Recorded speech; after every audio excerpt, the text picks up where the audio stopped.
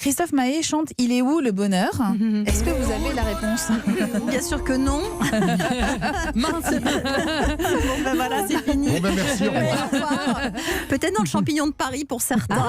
Oui. Oui, alors dans la musique aussi. Non, il est dans deux choses. Dans des instants que nous vivons qui ont une très grande intensité, ça c'est une des catégories, et sinon dans le sens et la profondeur que nous éprouvons à faire ce que nous faisons. Donc ça, on va varier, ça va passer de l'un à l'autre, et puis il y a évidemment, je vais vous dire, où est le bonheur, il est là où le malheur n'est pas. Oui. Et ce qui est très intéressant avec le bonheur, c'est qu'il n'a de valeur que parce qu'il y a du malheur. Et c'est parce que nous sommes dans une vague où ça va aller puis ça ne va plus aller, que ça a vraiment une importance pour nous, sinon on ne le saurait même pas. Si on était heureux tout le temps, si c'était bien tout le temps, si c'était facile tout le temps, je crois que la difficulté fait aussi partie des choses qui nous rendent heureux. Olivier Pouls. Donc le bonheur ne peut pas être permanent. Le bonheur, c'est finalement une succession de petits moments qui nous rendent heureux. Mais effectivement, la béatitude, vivre comme ça, comme un bienheureux, ça n'existe pas. Ça n'existe C'est pas. un fantasme. Non, mais ça n'existe pas. Notre cerveau en est incapable. Il ne chope que le pire si on le laisse faire. Donc de toute façon, on sera rappelé. Vous savez, quand les gens disent mais est-ce que vraiment il y a une injonction au bonheur, c'est terrible. Mais rassurez-vous, votre cerveau va faire tout ce qu'il faut pour que ça ne le soit pas. Donc au contraire, il faut y mettre un petit peu ça pour pouvoir le retrouver. C'est ça, c'est qu'en revanche, ça s'entretient. On peut le travailler, cette proportion au bonheur, et on peut tous y accéder grâce à des petites recettes que vous donnez. Notamment, là, j'ai entre les mains un de vos livres qui s'appelle La Fabrique à kiff, qui a été aussi à l'origine de votre spectacle avec Audrey Hakoun et Isabelle Payot. Il y a plein d'exercices très pratiques. Rien que de lire en fait l'intitulé des exercices, ça nous fait...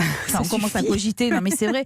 Et vous dites qu'il y a 40% de nous où on peut travailler dessus, qui fait qu'on peut être plus ou moins heureux. Oui, parce qu'il y a quand même des facteurs génétiques. On n'est pas fichu pareil, on le voit bien, les personnalités sont différentes. Il y a des gens qui tout va les faire marrer, et puis pour d'autres, ce sera plus impactant. Ça, c'est quand même pour la moitié. Donc, on ne contrôle pas la moitié de ce qu'on ressent. Ça va être comme ça, c'est notre personnalité. Il y a les conditions extérieures. Qu'est-ce qu'on mange, avec qui on est, il fait beau, il fait pas beau. Ça compte pour 10%. Il reste 40%. Et ça, c'est quel est le regard que je porte sur ce qui m'arrive, ou quelle est la décision que je prends, par exemple, de mettre mes baskets et d'aller courir. Oui. Ça, c'est une décision qui est dans les 40% et qui fait qu'il peut y avoir un impact. Alors, vous avez élaboré une philosophie de vie dont vous parliez tout à l'heure qui s'appelle les 3 kiffs. Est-ce que vous pouvez expliquer facilement, de toute façon, c'est très facile, aux auditeurs de quoi il s'agit? Oui, alors déjà dire que je ne l'ai pas élaboré, je l'ai juste apprise comme ça, j'ai juste nommé comme ça pour l'expliquer à mes enfants. Ça vient de recherches faites par Martin Seligman dans son laboratoire de l'Université de Pennsylvanie. C'est lui l'initiateur de la psychologie positive, donc de cette étude de ce qui va bien.